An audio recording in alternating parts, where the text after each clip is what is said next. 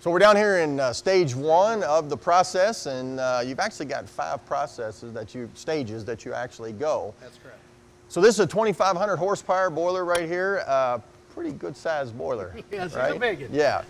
But Orrin, why don't you just take us to the process of stage 1, what actually happens here? Stage 1 is where we actually will begin this process of incorporating tube sheets, turnaround, furnace, welding in all the stay rods, welding all the connections to the boiler, making it the major welding process is being done in that stage 1 to create that pressure vessels. Okay. So now as far as putting the stay rods in, what actually does a stay rod do?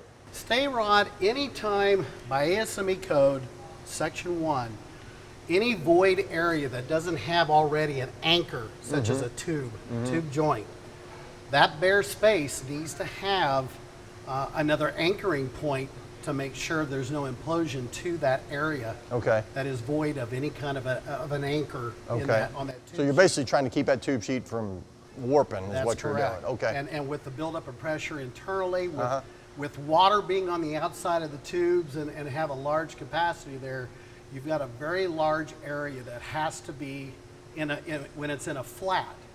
That's the critical part of a stay rod, making sure that flat area that doesn't have an anchor is secured. Right.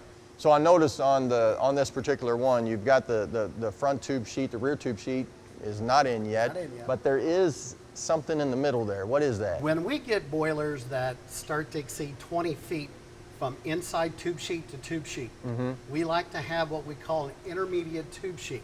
Okay. This just gives the additional support for the weight of that tube, you know, with that long distance. It's just making sure we have no droop with that tube on a length that long. Yeah, definitely don't want any sagging. It's not a pressure requirement. It doesn't require the thicknesses like we do on our main tube sheet. So you can get by with a thinner wall, 1/2 inch, 9/16, whatever you want to use, because it's strictly just an area for the tube to rest. Okay. So when we're talking about the tube sheet, I guess number one, this thing is thick. What are we looking at here? This is a 7/8 material for this tube sheet. Awesome. And as far as the tubes themselves, they actually go in these holes, but I'm noticing that you have some type of a groove in here.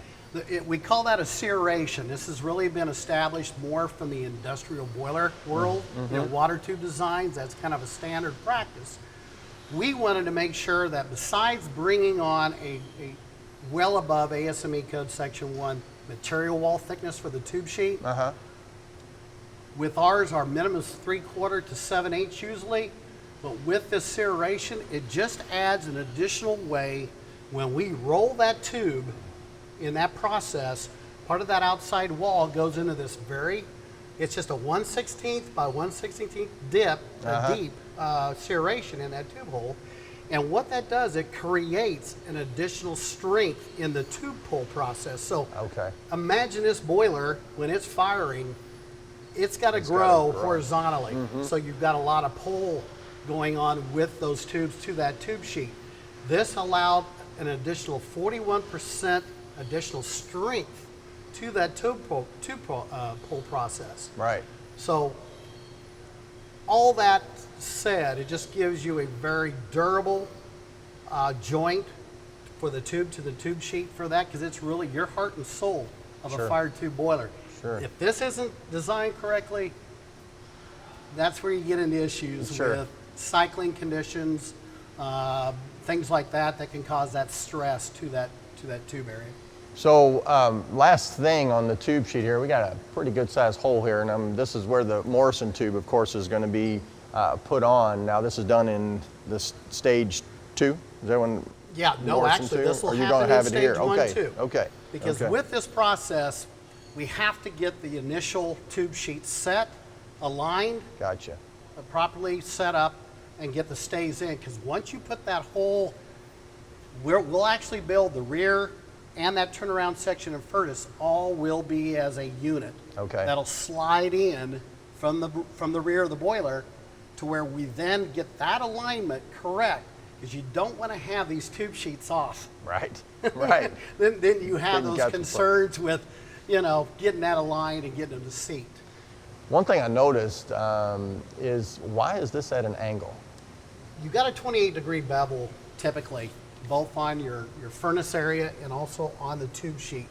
This allows the proper amount of passes and weld width based on pressure as well as the thickness of that material. There's a code requirement about how much weld will need to be put into place to properly secure that furnace and tube sheet to the shell. Now, is there some inspection stuff that's going on while all of this is happening? We have a very strict ITP that's being followed, so there are hold points, inspection points throughout this process with travelers, what we call travelers. That is a form that both our welders, our certified welders that are set up to do this process, along with our inside quality control personnel and our third-party Hartford insurance inspector that will all have to review, inspect, sign off before the next process will move forward. Yeah, pretty important to have all that stuff. I mean, just from the standpoint, I mean, these things obviously are could be very dangerous if not built well. Absolutely. You can't skip a pass or anything like that to try to get this thing through the system. Yes, no. There's too many checkpoints to make sure by code that we have to follow and inspect. Awesome. So, Okay, well, let's move on to stage 2.